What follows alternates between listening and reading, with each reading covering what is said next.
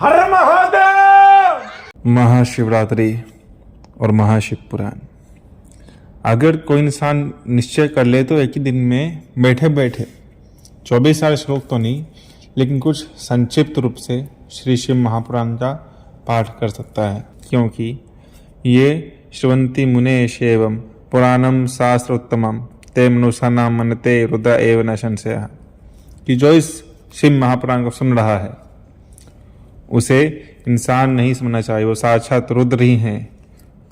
रुद्र एव न संशयः, इसमें कोई शक नहीं कि वो रुद्र हैं। तो इसलिए जब महाशिवरात्रि आ ही रही है तो आप सभी को उस दिन विशेष रूप से श्री शिव महापुराण का कथा सुनना चाहिए। मेरे ज़्यादातर वीडियो में यूट्यूब पर मैंने श्री शिव महापुराण का ही कथा सुनाया है। कहीं कहीं पे स्कंद पुराण कथा है, कहीं पर देवी भागवत की है, लेकिन ज़्यादातर देखा जाए तो श्री शिव महापुराण के बारे में ही है। शिव महापुराण में तो वैसे बहुत ही महत्वमय है। हर सभी शास्त्र में अष्टादश पुराण सुगीयते परः शिवा, शिव जी की महिमा और श्री शिव महापुराण की महिमा कही गई है। स्कंद महापुराण में भी है। तो उसी का सूक्ष्म उदाहरण आज या फिर सूक्ष्म रूप से जो श्री शिव महापुराण की महिमा है वो मैं बता रहा हूँ। जब शौनक आदि ऋषि सूर्य जी से कहते हैं कि सबसे उत्तम शास्त्र क्या है, प्रश्न करते हैं, तो फिर सूर्य जी बोलते हैं, मुहे मुने, जो इस श्रेष्ठ शास्त्र शिव पुराण का श्रवण करते हैं उन्हें मनुष्य नहीं सुनना चाहिए, वे रुद्र रूप ही हैं, इसमें संदेह नहीं है। शिव पुराण का श्रवण और भगवान शंकर के नाम का संकीर्तन दोनों ही मनुष्यों को कल वृक्ष के समान सम्यक फल देने वाले हैं, इसमें संदेह नहीं है। कलयुग में धर्माचरण से शून्य चित्त वाले दुर्बुद्धि मनुष्यों के उद्धार के लिए भगवान शिव ने अमृत रस स्वरूप शिव पुराण की भावना की है।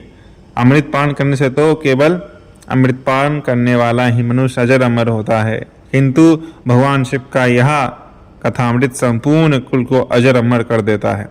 इस शिव पुराण की परम पवित्र कथा का विशेष रूप से सदा ही सेवन करना चाहिए, करना ही चाहिए और करना ही चाहिए।